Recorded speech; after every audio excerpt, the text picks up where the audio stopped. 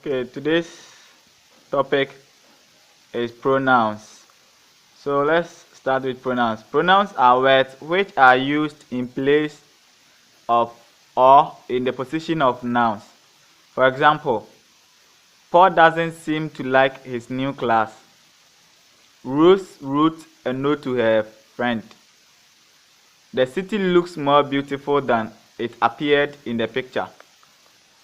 Okay, so take notice that in each sentence, the pronoun saved the noun, that is antecedent, from being mentioned again or twice in the same sentence.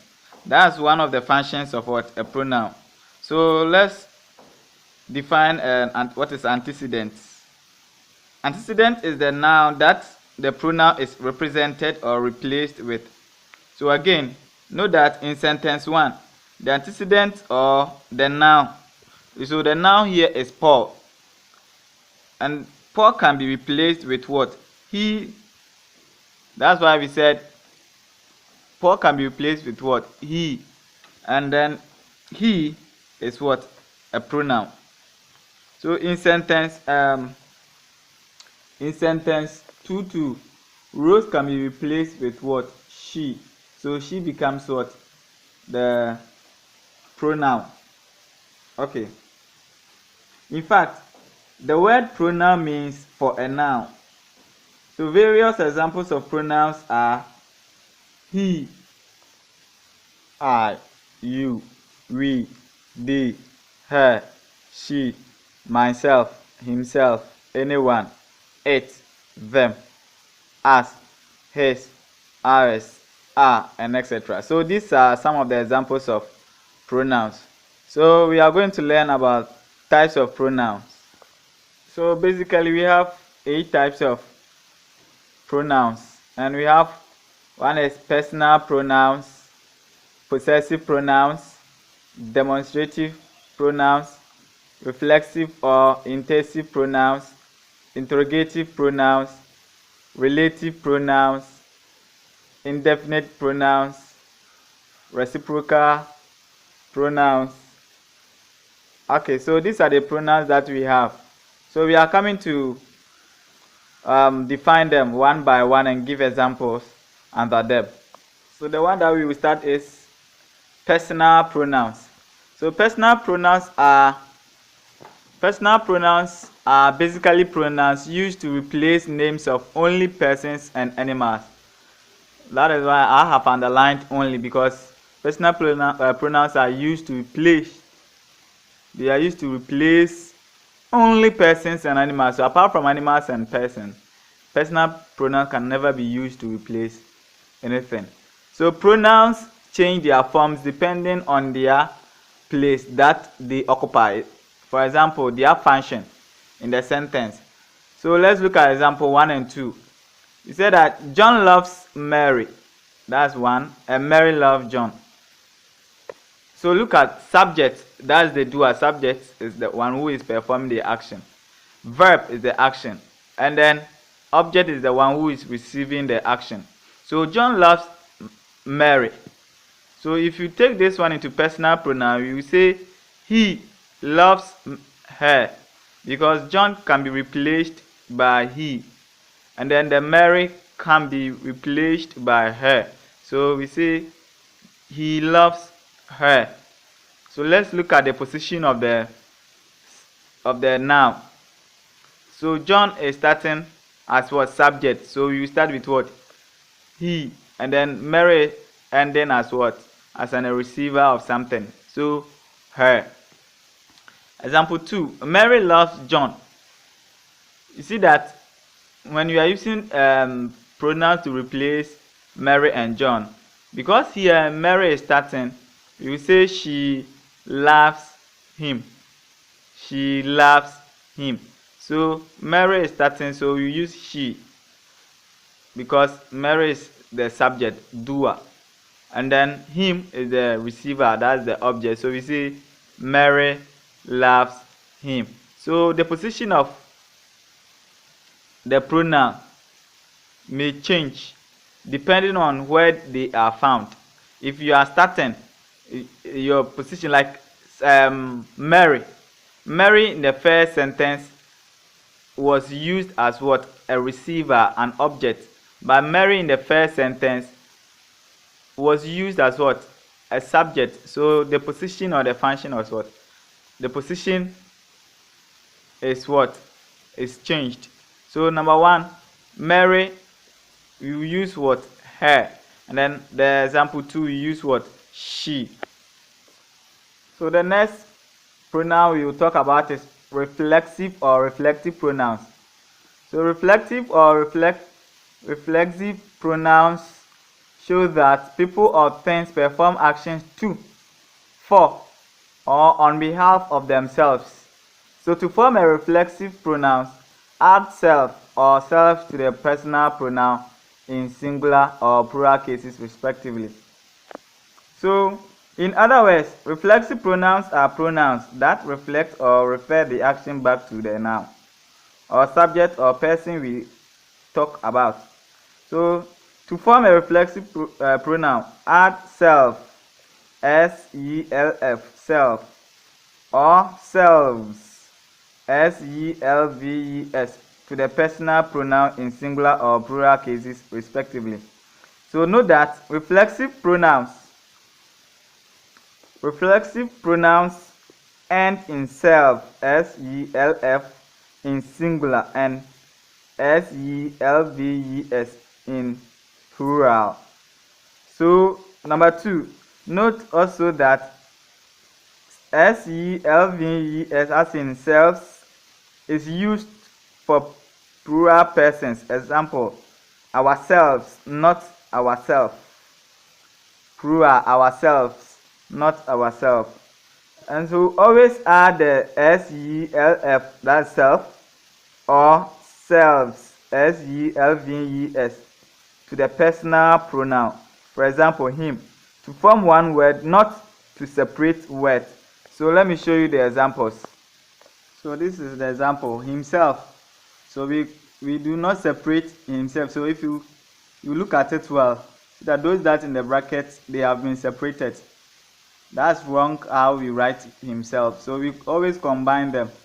Him and the self are together. So we combine them together. We say himself, not himself. Yourself, not yourself. Myself, not myself. Ourselves, not ourself. Okay, so now let's go to reflexive pronouns. Here, it means that we are coming to study about first person, second person, third person. So how is first person is formed? Myself, that's singular. Ourselves, plural. Second person, yourself, you alone. Yourselves, two or more. Third person, himself, herself, oneself, itself, themselves. That's singular among them. So himself, herself, oneself, itself is singular, and then themselves is plural. So examples like the woman poisoned herself. The woman poisoned herself. Herself refers to the action back to the subject, the woman. The woman drank the poison. So who received the death? The woman. Or who received the poison? The woman. So the woman poisoned herself. The herself refers the action back to the subject, who is the woman. Okay, so the next pronouns we will talk about is intensive pronouns.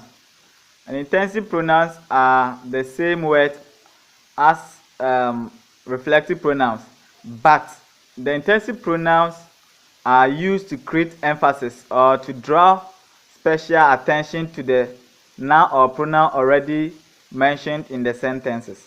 So for example, I myself said it.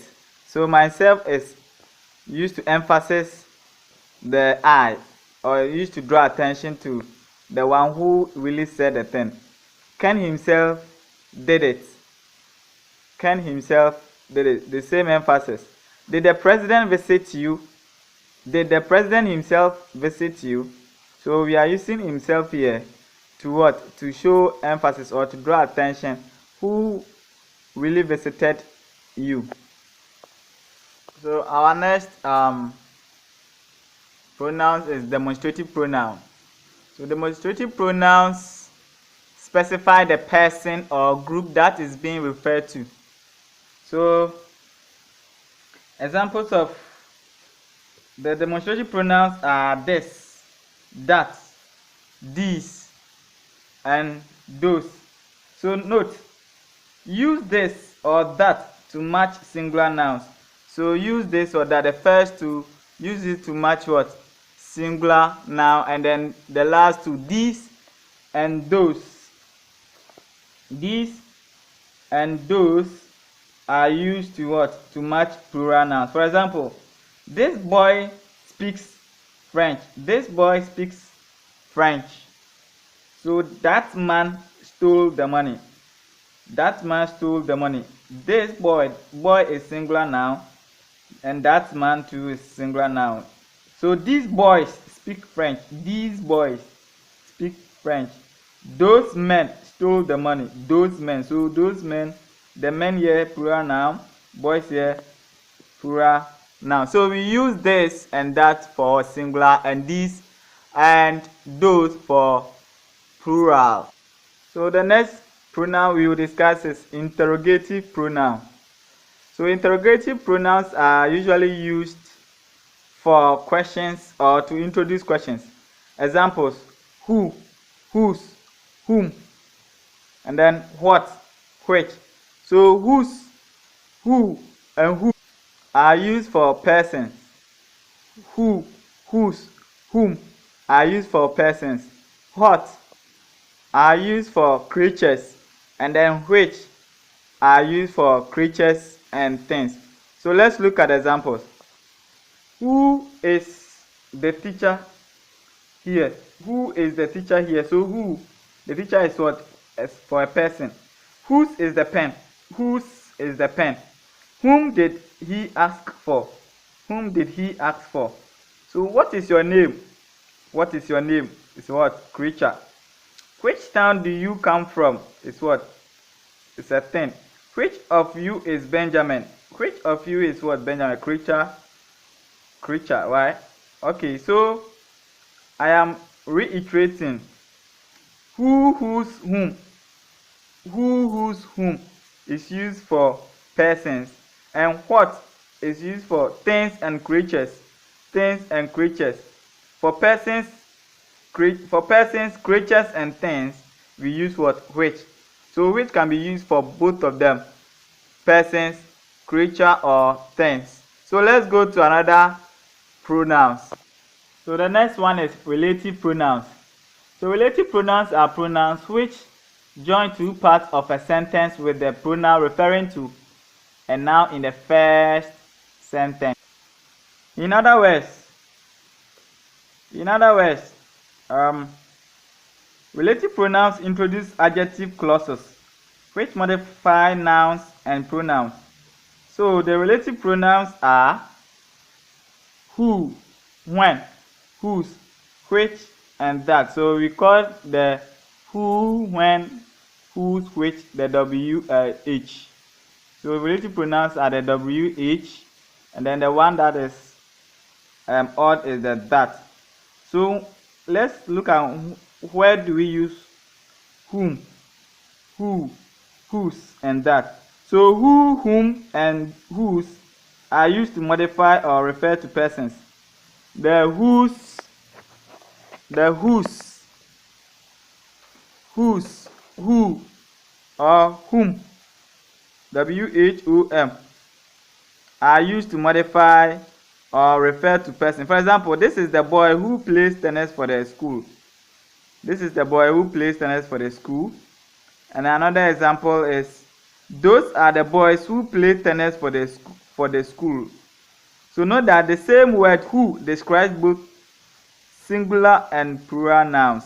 That's why I said those are the boys who, and this is the boy who. So we have used who to describe both singular and plural nouns. And which is used to modify or describe or refer to things and creatures. So example, the story which he told is true, or This example number 2, the stories which he told are true. They are true. The stories which he told are true. So note that which can describe both singular and plural nouns, which can be used to describe both singular and plural nouns. And then let's look at the use of that. That is used to modify, describe, or refer to a person, creature, or thing. So the money that was given is here with me. The lady that we just met is a Japanese. Sunday is the day that I like best. Or here is the lady whose bag was stolen. Here are the ladies whose bags were stolen. So whose can be described or referred to both singular and plural nouns. So this is the man whom I spoke about. So that's the use of who. These are the men whom I spoke about. So note that whom can stand for both singular and plural.